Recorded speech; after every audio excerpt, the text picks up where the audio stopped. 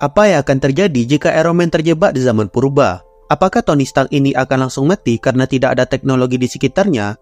Atau dia malah akan membuat peradaban sendiri di zaman prasejarah itu? Nah, hal ini pernah terjadi di dalam komik Avengers, di mana Iron Man tiba-tiba saja terseret dan terjebak di zaman prasejarah. Nah, bagaimana hal ini bisa terjadi? Oke, tanpa banyak bacot lagi, langsung saja kita mulai. Pada suatu ketika, Avengers sedang mengurusi masalah mengenai mobil Ghost Rider di markas mereka Avengers Mountain, yang mana markas ini juga merupakan songgok bangkai Celestial. Nah, sedangkan untuk Iron Man dan Thor, mereka dipanggil oleh Okoye ke Turki, karena di sana Okoye menemukan sesuatu yang cukup mengejutkan. Di dalam sebuah gua di sana, Okoye telah mengutus 3 orang pekerja tambang ahli dari Wakanda untuk menelusuri gua tersebut. Namun mereka yang ahli dan sudah terbiasa bekerja di dalam gua ini pun malah mengalami semacam serangan yang membuat mereka berteriak sangat ketakutan. Bahkan sampai saat mereka diselamatkan pun, mereka masih tetap tidak mau berbicara mengenai apa yang mereka temukan di dalam gua tersebut. Iron Man yang mendengar hal itu pun langsung menanggapi dengan berkata, "Oke, jadi kau memanggil kami supaya kami bisa mengecek gua mengerikan ini untukmu." Tapi walau berkata demikian, Iron Man tetap melakukan scanning dengan armornya dan tidak menemukan tanda-tanda adanya bahaya. Namun ketika Iron Man ini akan masuk ke dalam gua itu, Tony ditahan oleh Thor yang merasakan di dalam gua tersebut terdapat sesuatu yang sangat jahat, dan sesuatu itu sudah berusia sangat-sangat tua. Kemudian Okoye membuka sebuah kotak di sana sambil berkata, jika dia sebenarnya sudah menjelajahi gua tersebut sebelum memanggil mereka. Alasan Okoye memanggil Iron Man ke sana adalah karena Okoye ini menemukan helm dari armor Iron Man di dalam gua tersebut, dan helm itu sudah berusia jutaan tahun. Okoye pun bertanya kepada Tony Stark, apakah dia pernah masuk ke dalam gua itu sebelumnya. Tony pun menjawab tidak. Namun Tony di sini juga berkata, jika ada sesuatu di dalam gua itu yang membuat dirinya merasa terpanggil untuk masuk ke dalam sana. Tony Stark ini pun masuk sendirian ke dalam gua itu, dan dia mulai melakukan scanning lagi dengan armornya. Namun hasil scan menunjukkan jika tidak ada apapun yang mencurigakan di dalam gua itu. Tony Stark pun tentu berkeluh kesah sendiri mendengar hasil scan itu. Dia berkata, jika dia harus tahu bagaimana ceritanya helm dari armornya ini bisa berada di dalam gua tersebut. Dan bahkan helmnya itu sudah berusia jutaan tahun. Nah, ketika Tony memandangi helmnya itu sambil berkata, apa yang helm itu sembunyikan, tiba-tiba muncul pemberitahuan dari sistem armornya yang mengatakan kalau armornya itu mendeteksi suatu lonjakan energi misterius.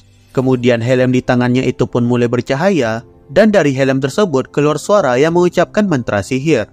Dan kemudian sesaat setelah itu, Iron Man pun terlempar jauh ke masa lalu. Di sini kita bisa lihat Iron Man alias Tony Stark berhasil bertahan di zaman prasejarah ini. Dapat kita lihat narasi yang berada pada jurnal Tony Stark jika dia sudah 6 bulan berada di zaman itu semenjak dirinya terlempar oleh lonjakan energi atau mantra sihir yang muncul dari dalam helmnya. Tony berkata jika musim salju di zaman itu sangatlah brutal, dan di sekitar gua tempat dia berlindung juga banyak harimau taring pedang yang berkeliaran. Belum lagi armor bagian sarung tangannya yang dia gunakan untuk memperbaiki bagian armor yang lain rusak setelah 6 bulan dia gunakan. Hal itu membuat armornya sekarang menjadi sudah tidak berguna lagi. Tony lalu mempreteli armornya itu dan mengambil komponen-komponen yang bisa dia manfaatkan. Nah, walau sudah mendapat banyak masalah, namun bukan itu masalah sebenarnya bagi Tony Stark ini. Masalah sebenarnya adalah sebentar lagi akan masuk ke dalam masa Blood Moon, di mana iblis yang membawa Tony ini ke masa lalu akan datang lagi menemuinya.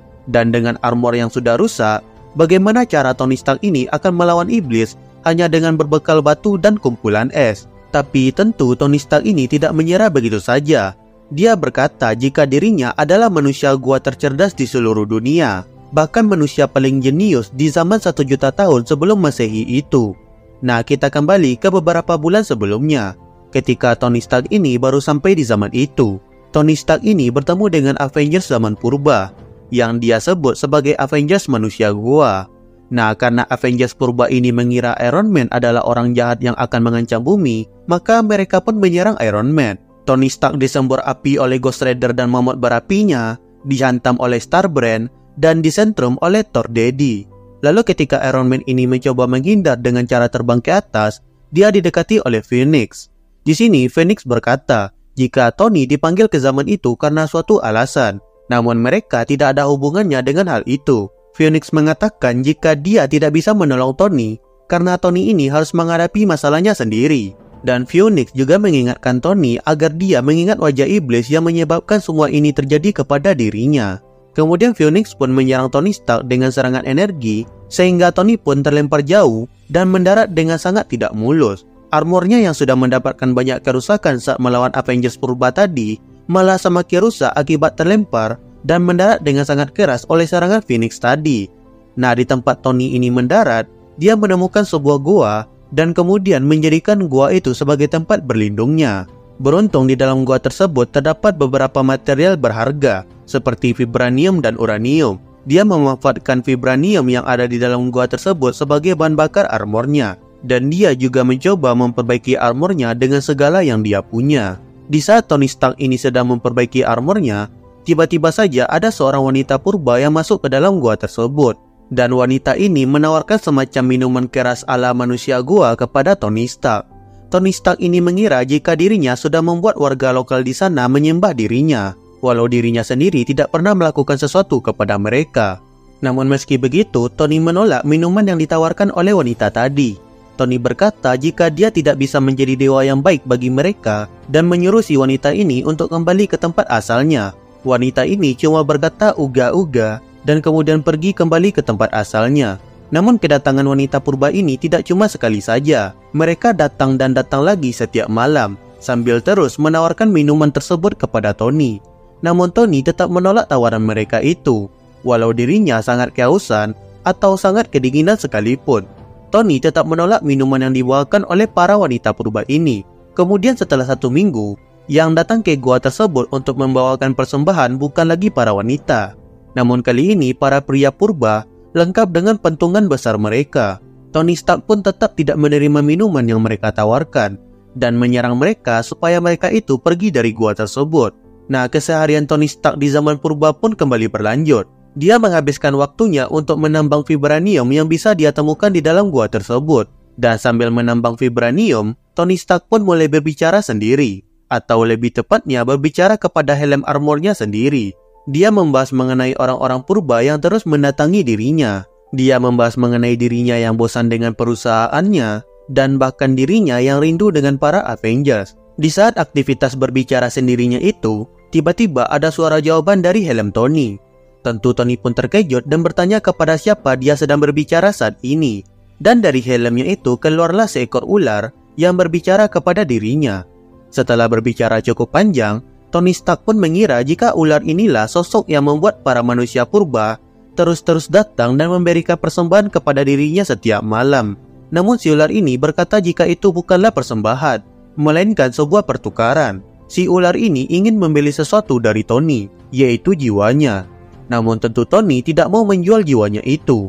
Kemudian ular ini pun bertanya kepada Tony Stark, apakah dia tahu cara seseorang bisa menjadi manusia paling pintar di dunia?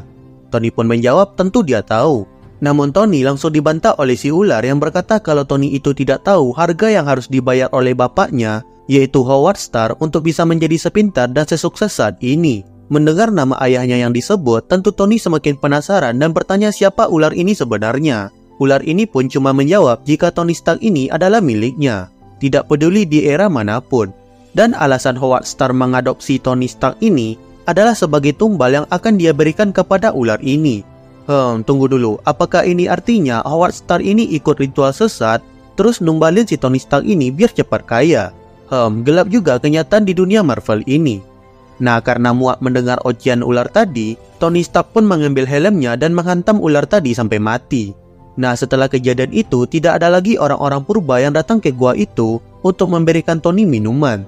Tony juga semakin berhati-hati kepada ular dan membunuh setiap ular yang dia temui. Namun keadaan yang agak damai ini tidak berlangsung lama. Suatu hari datanglah seekor kera terpuruk terpenjara dalam gua. Maksud admin, datanglah seekor gorila bercakar es. Dan gorila ini juga mempunyai salah satu dari Infinity Stone, yaitu Power Stone. Tentu tanpa armornya, melawan gorila dengan Power Stone membuat Tony Stark ini kesulitan. Bahkan Tony dihantam sampai sekarat dan dibiarkan oleh gorila ini untuk mati secara perlahan-lahan. Namun kembali lagi, si Tony tidak menyerah begitu saja. Dia berhasil bangkit dan selamat. Dia kemudian mengumpulkan kayu bakar dan segera membuat api untuk menghangatkan dirinya yang terluka itu. Tony menyadari jika armor kebanggaannya sekarang sudah tidak lebih dari sekedar rongsokan. Tapi Iron Man bukanlah tentang armor, tapi tentang pemikiran. Tony sadar jika dia masih punya sisa energi pada baterai vibraniumnya, dan dia butuh sesuatu untuk menyalurkan energi itu. Dan dengan segala apa yang ada di sekitarnya, Tony Stark pun mulai membangun armornya lagi. Dan tidak lama setelah itu, ular-ular yang dibunuh oleh Tony Stark ini sebelumnya mulai hidup lagi. Ular-ular zombie ini kemudian mulai bergerak masuk ke dalam gua tempat Tony berada. Namun Tony yang sudah tahu jika ular-ular ini akan datang lagi kepada dirinya itu pun keluar dari gua tersebut sambil menggunakan armor terbarunya. Armor yang dia buat dari sisa armor lamanya dan juga bongkahan es. Tony pun memperkenalkan dirinya kepada ular-ular ini dengan nama Ice Eggman. Di saat dirinya sudah bersiap untuk menghadapi para ular ini, tiba-tiba muncul sesosok pria yang memanggil namanya. Pria itu lalu menunjukkan wajahnya sambil berkata "Halo anakku" kepada Tony. Tony Stark yang melihat ayahnya ada di hadapannya pun tentu tidak mempercayai matanya. Ice Eggman ini lalu menembakkan peluru es yang sangat runcing ke arah Howard Stark di hadapannya. Tapi meskipun tubuhnya sudah tertusuk, Howard ini pun tidak tewas, bahkan tidak merasakan kesakitan sama sekali. Howard pun mulai mengeluarkan kata-kata bisikan halusnya kepada Tony. Howard berkata kalau dia akan mengajari Tony Stark ini rahasia dari kesuksesannya. Dia akan membuat Tony menjadi pemenang dan bisa memerintah dunia. Yang harus Tony ini lakukan cuma terima uluran tangannya dan memohon kepada dirinya. Tony kemudian mengangkat tangannya, namun bukan untuk menerima tangan dari Howard ini, melainkan melancarkan serangan es lagi tepat ke kepala Howard Stark ini. Dan kali ini Howard pun jatuh tergeletak ke tanah. Tapi semuanya belum berakhir di situ. Dari tubuh Howard Stark keluarlah kobaran api, dan sosok asli dari ular dan peniru Howard ini pun muncul, yaitu Mephisto. Mephisto langsung menghentam Tony hingga armornya menjadi rusak parah. Mephisto berkata jika dia mengatakan yang sejujurnya tentang Howard Stark yang sudah menjual Tony Stark ini kepada dirinya. Jadi dia di sini cuma mau mengambil apa yang menjadi miliknya. Mephisto kembali menyerang Tony sambil menyuruh Tony Stark ini untuk tunduk kepada dirinya. Sementara Mephisto baku hantam dengan Tony, para Avengers purba malah menonton perbaku hantaman ini dari jauh. Mereka memutuskan untuk tidak ikut campur karena Tony Stark ini harus memenangkan pertarungannya itu dengan tangannya sendiri. Tony Stark yang diserang oleh Mephisto berkali-kali pun tersadar akan sesuatu, yaitu Time Stone yang dibawa oleh Mephisto bisa menjadi kunci bagi dirinya untuk kembali ke zamannya. Namun di sini Tony juga mengalami masalah lain, di mana setiap kali dia menggunakan tenaga vibranium, maka es yang ada pada armornya akan lebih cepat meleleh. Maka oleh karena itu, Tony Stark pun menggunakan semua energinya di dalam satu serangan, dan mengarahkan serangan itu kepada Time Stone yang dibawa oleh Mephisto. Hal tersebut membuat energi dari Time Stone bergejolak dan menyambar tubuh Tony Stark. Kekuatan Time Stone ini pun membuat Tony terseret ke dalam garis waktu. Dan di sana Tony melihat berbagai kejadian-kejadian horor dari semua rekan-rekannya. Kejadian yang membuat dirinya berteriak dengan sangat histeris. Bahkan ketika Tony Stark ini sudah kembali ke zamannya di dalam gua tadi, dia masih terus berteriak sampai ditemukan oleh Black Panther. Black Panther yang melihat Tony berteriak histeris pun bertanya apa yang terjadi kepada dirinya. Namun Tony yang sadar jika dia sudah kembali ke masa sekarang langsung pergi dari gua tersebut dan langsung menuju ke Vegas, tempat di mana Mephisto sekarang dipenjara. Setelah mengeluarkan semua kekesalan dan semua emosinya kepada Mephisto, Tony pun langsung pergi keluar dari tempat tersebut. Lalu sesaat setelah Tony keluar, ada seseorang yang berbicara kepada Mephisto. Seseorang ini berbicara kepada Mephisto selayaknya bawahan setianya. Dan seseorang itu ternyata adalah Howard Stark. Wah, sepertinya ayah dari Tony Stark ini tidak pernah nonton film Pengabdi Santan, sampai dia tidak tahu bahayanya jika bersekutu dengan makhluk seperti ini. Oke, kayaknya itu dulu untuk video kali ini.